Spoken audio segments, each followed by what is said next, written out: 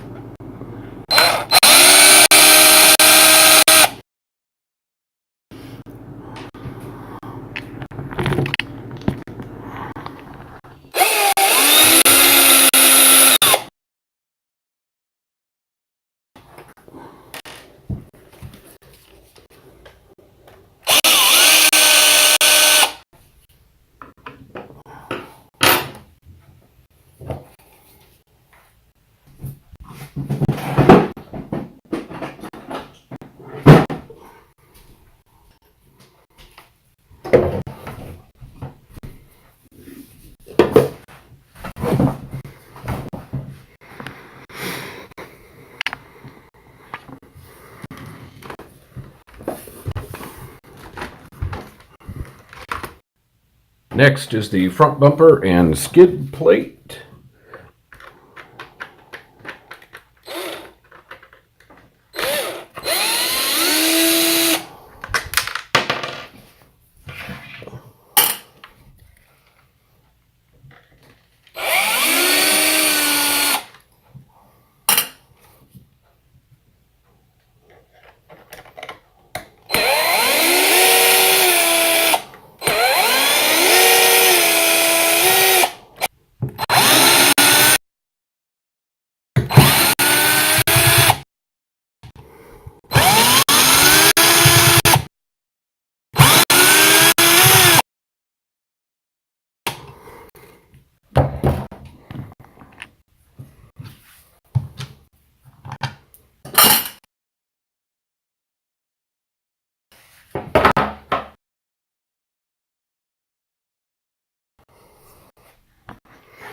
And there's our broken tie bar. So now that that skid plate is undone, you can really see the extent of the damage. Broken diff housing. Yeah, it's definitely broken. Right,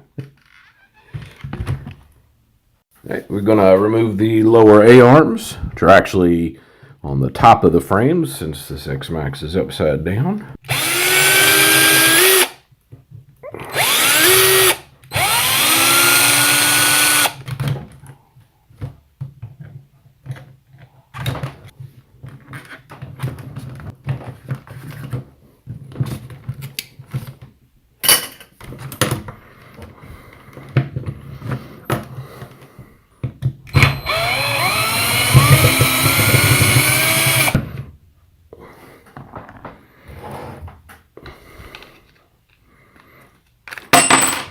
And there we see the diff and totally broken housing. We'll get this all cleaned up and swap in our new parts.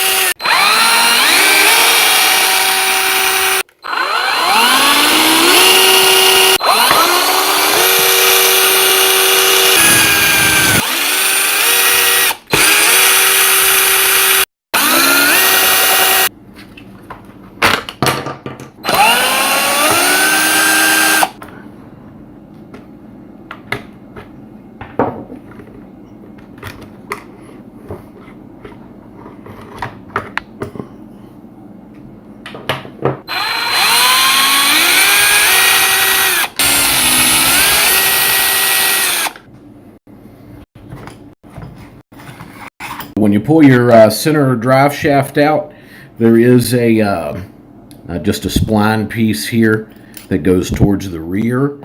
And it's not held in by anything other than just friction when you lock in the front part of the drive shaft. So you can see that it's locked in there. If we pull it out, then sometimes that spline will just hang there. So it's easy just to pull it out with a pair of needle nose pliers. Put it in the end of the drive shaft until you need it again later. All right, so when I pulled this apart, guys, it looks like this piece is actually okay. That's the piece that just goes on top of the bulkhead there, and it's where the bearings are kind of stuck in there. It did take a hard knock, and I have a new one, so I think I'll put the new one on and then just throw this in the parts bin. And these bearings are actually still good. I don't even need to clean them out. So we will go ahead and attach whatever this piece is back to the lower bulkhead.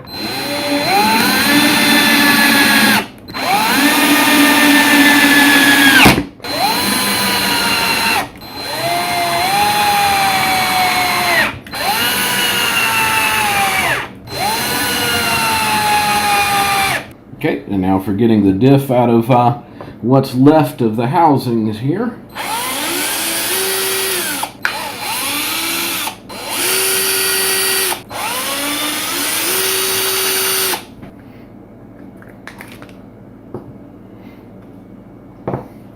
Okay, our diff. I'm going to clean all this old grease off of there. I don't think I'm going to need to rebuild the inside of this diff, so we'll probably just leave that alone. And these bearings are not very smooth, so I'm going to give them the old brake cleaner and oil treatment and see if that'll bring them back to life.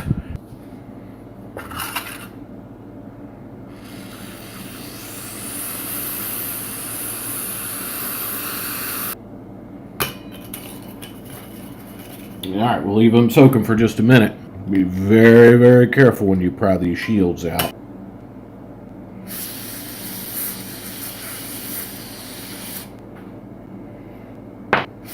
There's definitely a lot of gunk in there. When I lube these bearings, I just use a bit of this 3-in-1 oil. Now I'm putting way more on here than they need, but that's just the way it kind of comes out of the container here. Snap on our top dust cover. Yeah, they're still not as smooth as they could be. These will be up for replacement before long, but they're much better than they were. When you're putting these bearings back on the differential, sometimes they just don't want to go. That one went okay. That one's a little tight. When they give you a little bit of issue, 17mm socket, same size as for the wheels. Pushes it on nice and neat.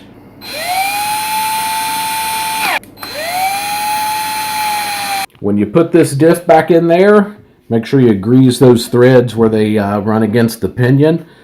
I just use this Lucas heavy duty green grease. Seems to work fine, and you just need a nice covering on the gears all the way around. Alright, putting this thing back together is just the opposite of when we took it apart, so we're gonna jump through that real quick. We are ready to test out this truck. We've got our front differential back together. We'll take it outside and bash it. Wait a minute, there's something wrong here. Yeah.